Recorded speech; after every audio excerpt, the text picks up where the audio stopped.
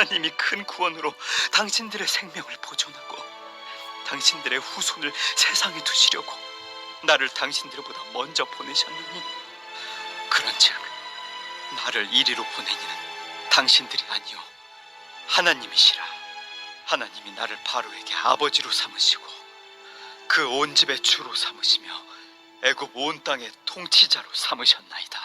당신들은 속히 아버지께로 올라가서 아뢰기를, 아버지의 아들 요셉의 말에 하나님이 나를 애굽 전국의 주로 세우셨으니 지체 말고 내게로 내려오사 아버지의 아들들과 아버지의 손자들과 아버지의 양과 소와 모든 소유가 고센 땅에 머물며 나와 가깝게 하소서.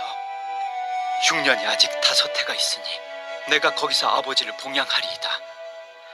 아버지와 아버지의 가족과 아버지께 속한 모든 사람에게 부족함이 없도록 하겠나이다 하더라고 전하소서. 오래전에 TV에 어떤 프로그램에 할아버지 할머니들이 출연해서 퀴즈를 푸는 그런 프로그램이 있었습니다. 할아버지가 문제를 내면 할머니는 이제 그 문제를 맞추는 식으로 퀴즈가 진행되었습니다. 문제가 뭐였느냐 하면 천생연분이라는 단어를 할아버지가 할머니에게 설명을 하면 할머니는 이제 그 단어가 이제 보이지 않습니다. 이제 할아버지의 설명을 듣고 오로지 그 문제를 이제 푸는 것입니다. 천생연분이라는 단어를 할아버지가 할머니에게 이렇게 설명을 했습니다. 당신하고 나 사이를 뭐라고 하지? 이렇게 물었어요. 그랬더니 할머니가 왼수! 이렇게 말했습니다. 그랬더니 할아버지가 아니 2글자 말고 4글자 이렇게 얘기를 했습니다. 그랬더니 할머니가 뭐라고 얘기를 했느냐 하면 한참을 고민하다가 평생 왼수! 이렇게 말했습니다. 제가 이제 그 예전에 나왔던 프로그램입니다. 그 퀴즈를 맞추는 할아버지 할머니를 보면서 야, 저 할머니 참 상처를 많이 받았구나, 이제 그런 생각을 했었습니다. 여러분, 우리 인생은 꼭 고슴도치 같습니다. 고슴도치. 가까이 하면 찔려요. 그죠? 고슴도치 뼈가 뾰족뾰족, 이 가시가 뾰족뾰족 나 있지 않습니까? 가까이 가면 찔려요. 그래서 아파요. 우리 인생이 고슴도치 같습니다. 서로에게 상처를 주고 또 상처를 받으면서 살아갑니다. 그런데 상처는 늘 가까이에 있는 사람들에게 받습니다.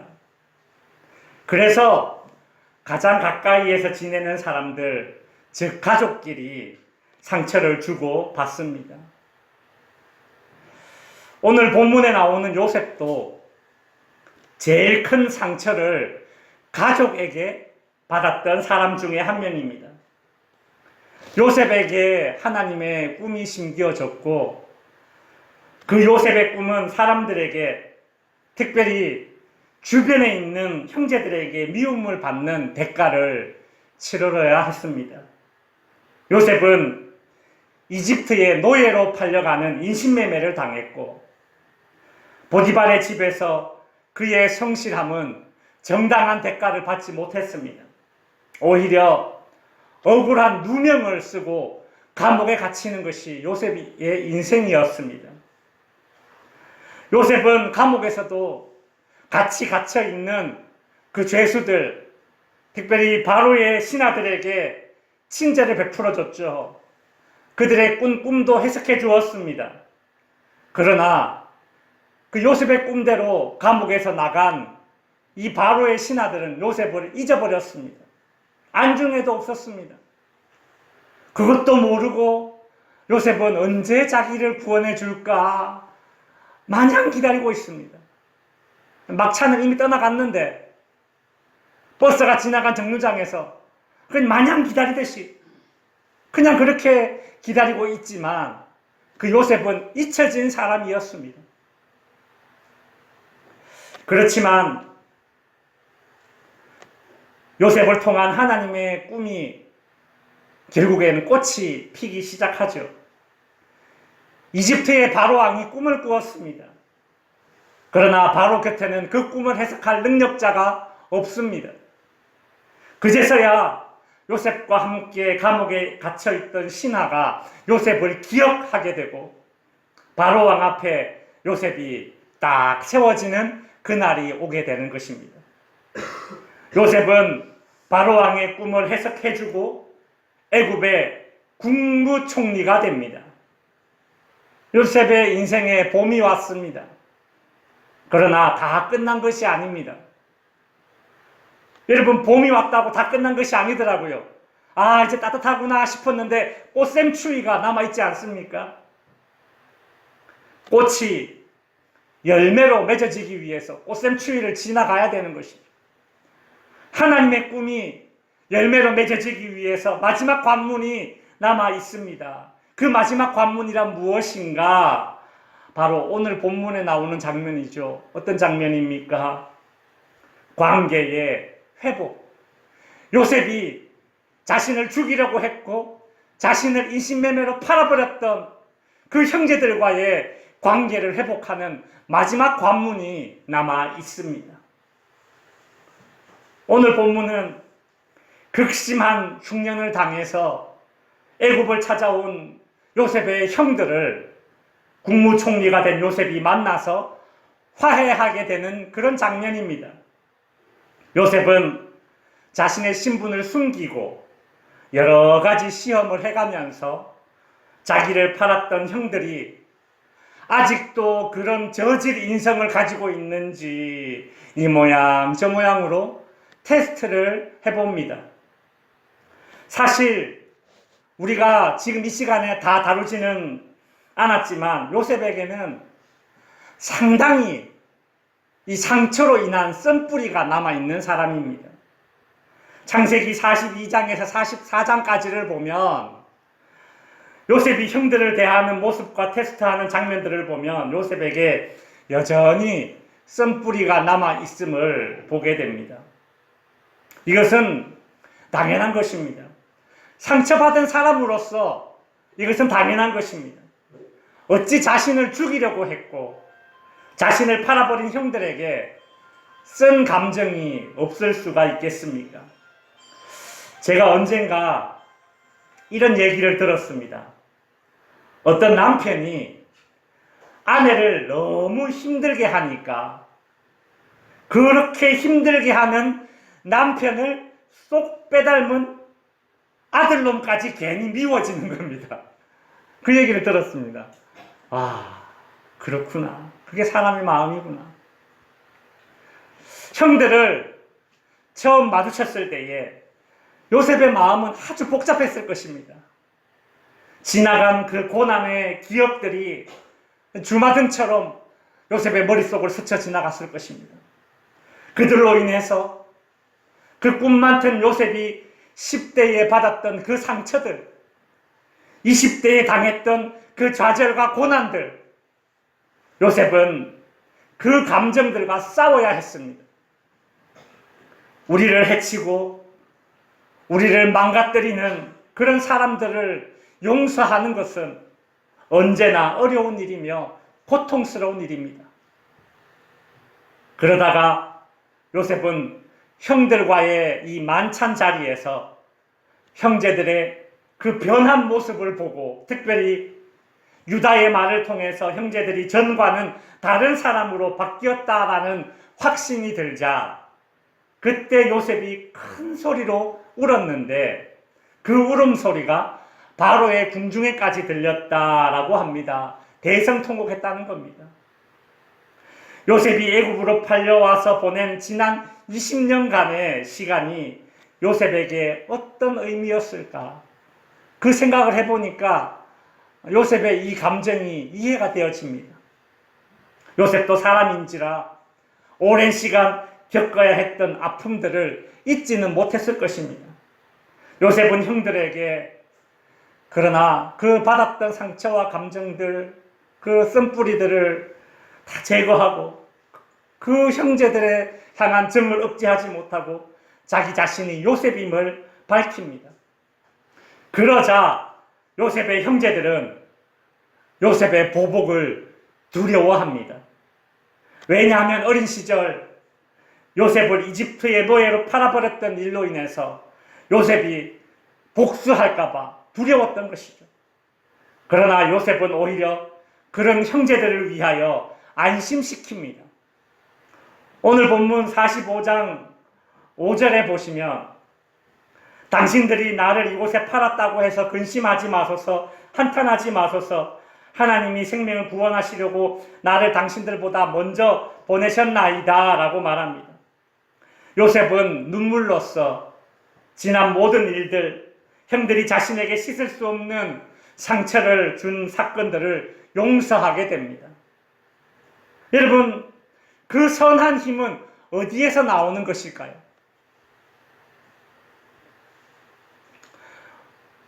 상한 감정의 회복을 위해서 첫 번째로 하나님이 우리의 가정의 주관자이심을 믿어야 합니다. 요셉은 형제들이 자신을 두려워하자 근심하지 마소서, 한탄하지 마소서, 하나님이 생명을 구원하시려고 나를 당신들보다 먼저 보내셨다라고 말했는데, 요셉의 이 말은 요셉이 형제들 딱 보니까 과거의 형제들이 아니야, 변했어. 그 변한 모습을 보고 그들을 안심시키기 위해서 내가 더 이상 너희들에게 죄를 묻지 않겠다라며 용서를 선포한 것, 그 이상의 의미를 담고 있습니다. 이건 그저 내가 너를 용서할게의 차원이 아닙니다. 요셉은 자신이 겪었던 그 과거의 아픔들이 하나님의 뜻이었다라는 것을, 하나님의 계획이었다라는 것을 믿고 있습니다. 요셉은 자신에게 닥친 모든 일들이 하나님께서 많은 백성의 생명을 구원하시기 위한 일임을 깨닫고 그 뜻을 신뢰했습니다. 그래서 요셉은 똑같은 말을 오늘 본문 7절과 8절에서 연거푸 두 번 더 연달아서 말하는데, 이 본문을 자세히 보시면 주어가 강조되어져 있습니다. 주어, 어떤 사람, 어떤 인물이 강조되어져 있다라는 것입니다. 7절에 보시면 하나님이 큰 구원으로 당신들의 생명을 보존하시고 나를 당신들보다 먼저 보냈나니. 8절, 그런즉 나를 이리로 보내신 이는 당신들이 아니요 하나님이시라. 하나님이 나를 애굽의 온 통치자로 삼으셨나이다 라고 말하고 있습니다. 여러분, 상처받았을 때의 사람은 나만 보든가 나에게 상처를 준 상대방만 봅니다. 내가 상처받았어, 내가 상처받았어, 혹은 네가 그랬잖아, 네가 그랬잖아. 그 자리에 머물러 있지 않았습니다. 요셉은 나가 아니라 너가 아니라 나와 너를 서로 상처받게 하고 다시 회복하게 하시는 분이, 이 모든 일의 주관자 되시는 분이 누구이심을, 하나님이심을 요셉의 형들과 요셉 사이에 일어났던 모든 일들, 형들은 가해자요 요셉은 피해자의 자리로만 머물러 있었던 것이 아니라 이 모든 일의 감독은 하나님이시다. 주관자는 하나님이시다. 우리에게 일어난 일들을 인간적인 관점에서만 보면 도무지 이해되지 않을 때가 많습니다.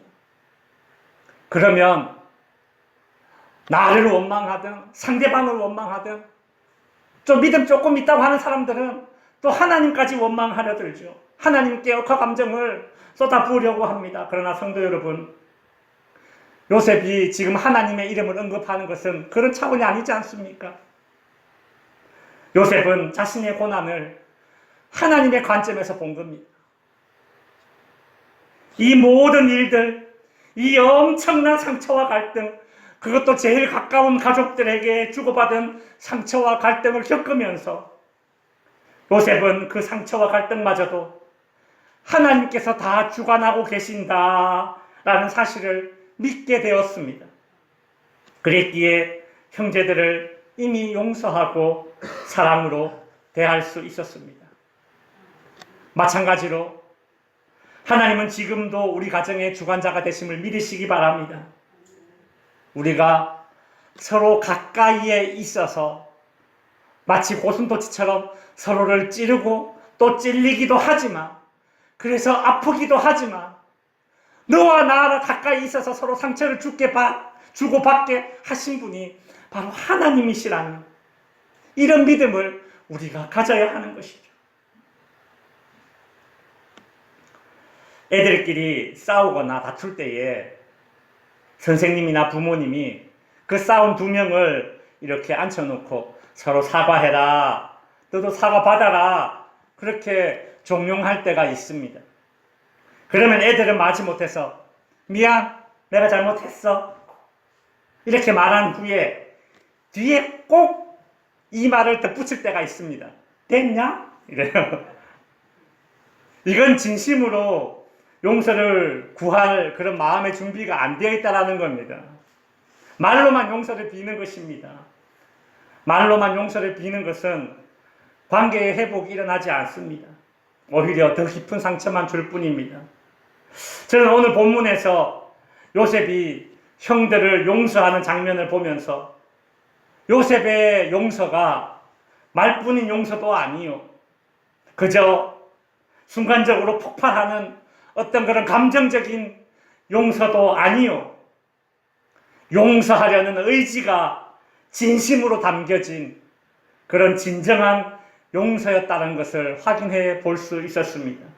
바로 11절 말씀 때문입니다. 같이 한번 읽어보겠습니다. 시작. 흉년이 아직 5해가 있으니 내가 거기서 아버지를 봉양하리이다. 아버지와 아버지의 가족과 아버지께 속한 모든 사람에게 부족함이 없도록 하겠나이다. 요셉은 자신에게 일어난 모든 일들이 하나님이 주관자 되심을 믿게 되었을 때에 복수의 덫에 걸리지 않고 대신 자신이 할 수 있는 일, 그리고 자신이 해야 되는 일을 하였습니다. 오늘 본문에 보면 강조되고 있는 말이 있지 않습니까? 내가 하리이다. 내가 하겠습니다. 전부 다 안 하려고 하는 그 일, 전부 다 하기 힘들어하는 그 일, 내가 하겠습니다. 내가 하겠나이다. 강조되고 있지 않습니까? 그냥 형식적으로 그렇게 끄적대는 행동이 아니라 정말 최선으로 내가 아버지를 봉양하겠다. 내가 최선으로 형제들, 내가 당신들을 봉양하겠다. 섬기겠다. 여러분, 이처럼 인간관계에 주고받은 상처들로부터 회복되기 위해서는 두 번째로 내가 할 수 있는 최선의 섬김이 있어야 합니다. 여러분, 우리의 피부는 재생 능력이 있습니다.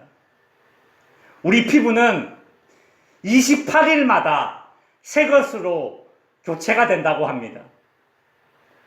새로운 피부가 만들어지는데 14일, 그리고 피부 맨 윗면에 있던 이 생성된 피부 세포가 각질로 변해서 떨어지는데 14일 걸립니다. 그래서 새로운 피부로 교체하는데 28일, 우리의 피부는 28일마다 새로운 피부가 되는 겁니다. 그래서 우리는 날로 더욱 새로운 사람이 되는 거죠.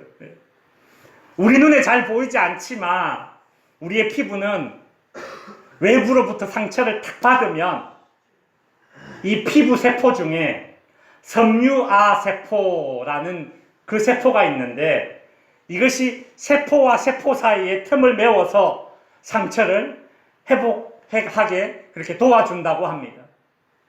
우리가 칼이나 유리 같은 이런 날카로운 것을 탁 베었을 때에 피가 철철 나다가도 얼마 지나면 이것이 아물게 되지 않습니까? 심지어 상처가 심할 경우에는 이 살점이 이렇게 뚝 떨어져 나갈 경우가 있어도 결국 이 피부가 다시 회복이 되는 것이죠. 여러분, 결국 내 몸을 회복시키는 것은 내 몸입니다. 물론 좋은 약, 바르는 약, 먹는 약을 통해서 도움이 되지만 내 몸의 상처를 아물게 하는 것은 뭐라고요? 내 몸이라고요. 여러분, 우리의 몸은, 우리의 피부는 외부로부터 받은 상처를 이겨내기 위해서 끊임없이 세포와 세포 사이를 메꾸기 위해서 활동을 하는 겁니다. 상처받았어? 내 피부는 가만히 있는 것이 아니라 그 순간부터 막 움직이는 거예요. 이 찢어지고 벌어진 세포와 세포 사이를 메꾸기 위해서 작동을 하는 겁니다. 참 신기하죠. 여러분, 마음의 상처도 그와 같은 원리가 작동되어져야 합니다. 여러분, 상처받은 사람이 빠지기 쉬운 그런 심리 상태가 있습니다. 뭔가 하면 내가 누구 때문에 일이 되었는데 라는 그 생각 때문에 결국 상처받은 자리를 떨고 일어서야 할 사람이 자기 자신임을 잊어버리는 겁니다. 그래서 여러분, 상처는 남에게 받습니다. 남 탓할 수 있습니다. 그러나 상처받은 자리를 떨고 일어나는 것은 내가 해야 할 일입니다. 상대방만 탓하면서 그 자리에 주저앉아 있다면 그게 잘못입니다. 상처받으셨습니까? 내가 할 수 있는 최선의 것을 해야 합니다. 시간이 상처를 해결해 주는 게 아닙니다. 시간이 지나면 지날수록 내가 아무것도 하지 않으면 시간이 지나면 지날수록 나는 아무것도 아닌 존재가 되어버립니다. 아무것도 할 수 없는 존재가 되어버립니다. 여러분, 그래서 이런 말이 있습니다. 아무것도 하지 않으면 아무것도 할 수 없다. 이렇게 말장난 같지만 되새겨보면 참 맞는 말이에요. 아무것도 하지 않으면 아무것도 할 수 없는 존재가 되어버린다는 겁니다. 요셉은 가까운 사람들에게 받은 상처, 즉 형제들에게 받은 상처가 채 아물기도 전에 말로만이 아니라 자신의 해야 될 일에 최선을 다합니다. 앞으로 흉년이 끝나려면 5년이나 남아 있습니다. 계속되는 흉년 속에서도 가족들이 궁핍하지 않도록 아버지와 형제들을 애굽으로 초청해서 VIP로 대접을 해주는 거죠. 부족함이 없도록 해주겠다, 그렇게 말하지 않습니까? 받은 상처로부터 온전하게 회복되려면 내가 할 수 있는 일을 해야 합니다. 내가 할 수 있는 것도 하지 않는 것은 남 탓할 자격이 없는 사람입니다. 내가 할 수 있는 것도 하지 않은 채 화해되기를 바라는 것은 상처 치료를 하지 않고 그냥 덮어두는 것과 같은 미봉책에 불과한 것입니다.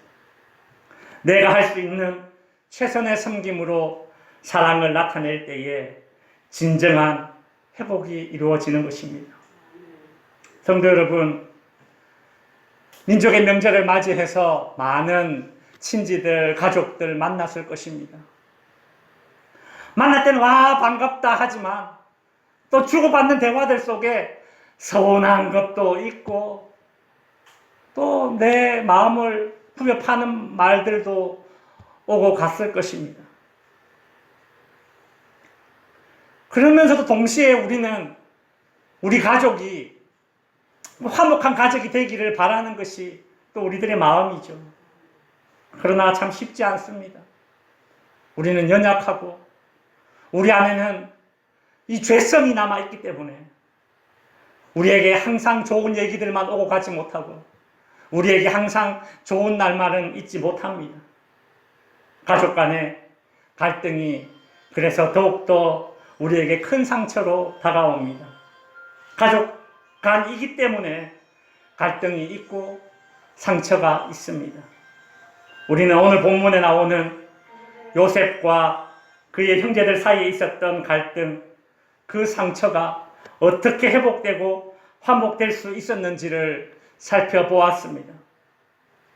여러분, 하나님께서는 요셉과 요셉의 형제들의 화해를 이끌어 주셨듯이 하나님께서는 우리의 가정도 요셉의 가정처럼 진정한 화해와 화목으로 하나님 뜻 안에 세워지기를 바라십니다. 그것이 우리 가정을 향한 하나님의 마음입니다. 오늘도 그 하나님의 뜻을 알아서 우리 모든 가족들, 친지들, 사랑하는 형제, 자매, 자녀들, 부모님들, 가족들 간에 더불어서 용서와 화해와 사랑을 나눌 수 있는 그런 모든 믿음의 복된 가정이 될 수 있기를 주님의 이름으로 축원드립니다. 기도하겠습니다.